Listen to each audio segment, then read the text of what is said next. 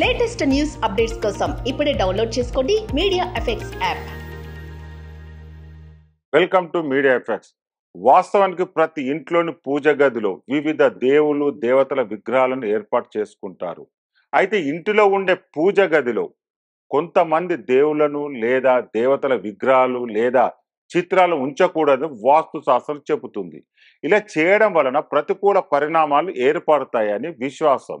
ఈ నేపథ్యంలో ఏ దేవులను ఇంటి పూజ గదిలో పెట్టుకోరాదో తెలుసుకుందాం. హిందూ మతంలో శనీశ్వరుడు న్యాయదేవుడుగా భావిస్తారు. చాలా మంది కర్మ ప్రదాత శనీశ్వరుడు కూడా పూజిస్తారు. అయితే అతని చిత్రాన్ని లేదా విగ్రహాన్ని ఇంటి పూజ గదిలో ఉంచడం నిషేధించబడింది. ఎందుకంటే శనీశ్వరుడు ప్రభావం ఏళ్లకు ఏళ్ళు ఉంటుంది. కనుక శనీశ్వరుడు ఇంట్లో కాకుండా ఆలయంలో ఉన్న విగ్రహాన్ని పూజించడం శుభప్రదంగా పరిగణించబడుతుంది. కాళికాదేవి శనీశ్వరుడు వలె కాళికాదేవి అమ్మవారి విగ్రహాన్ని లేదా చిత్రపటాన్ని ఇంటి పూజ గదిలో ఉంచడం మంచిది కాదు. ఎందుకంటే కాళికాదేవి ఉగ్రదేవత.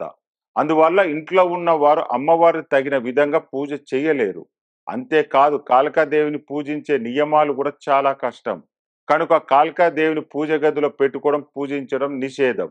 నటరాజు విగ్రహం చాలా మంది నటరాజ విగ్రహాన్ని ఇంట్లో పెట్టుకోవడానికి ఇష్టపడతారు. అయితే నటరాజుడు నిజానికి శివుని విగ్రహ రూపంగా భావిస్తారు.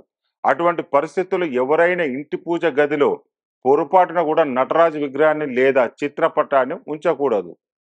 అలా నటరాజు విగ్రహం పెట్టుకోవడం వలన ఇంట్లోని సభ్యుల మధ్య విభేదాలు ఏర్పడతాయి, అశాంతి వాతావరణం ఉంటుంది.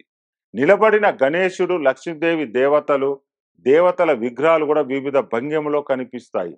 అయితే ఇంట్లోకి ఎప్పుడు కూర్చున్న గణేశుడు లక్ష్మీదేవి విగ్రహాలు లేదా చిత్రపటాలను మాత్రమే పెట్టుకోవాలి, పూజించాలి. అంతేకాని ఇంట్లోని పూజ గదిలో పెట్టుకునే దేవతామూర్తుల విగ్రహాలు నిలబడే లేదా మరేదైనా భంగిమలో ఉంచడం శ్రేయస్కరం కాదు.